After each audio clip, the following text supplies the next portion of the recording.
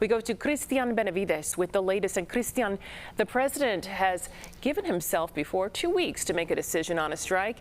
What do you think led to last night's strike?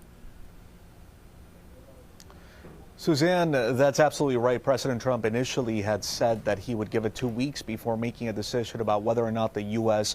would get involved in this conflict. But late last night, decided to move forward. All of this apparently because the U.S. believes that Iran is close to developing a nuclear weapon. Now, in an address to the nation late Saturday, President Trump warned Iran not to strike back after the U.S. conducted airstrikes on 3 of Iran's nuclear facilities.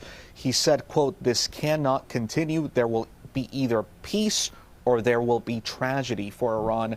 Israeli Prime Minister Benjamin Netanyahu has praised the U.S. involvement in the ongoing war between Iran and Israel, saying that the U.S. has done what no other country on earth could do.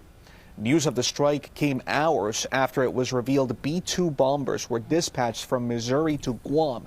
The B-2s are capable of carrying barrack-busting bombs capable of destroying the kinds of underground nuclear facilities that Iran was believed to have possessed. Iran warning of consequences and at the same time calling for an emergency meeting at the United Nations.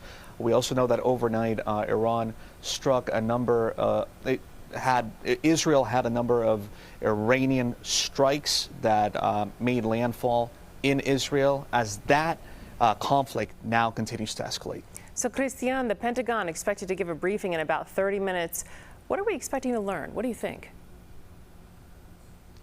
Well, what we're expecting to learn is specifics of this mission and what do we do moving forward. I think that's the question on so many people's minds. We've seen how some lawmakers have reacted.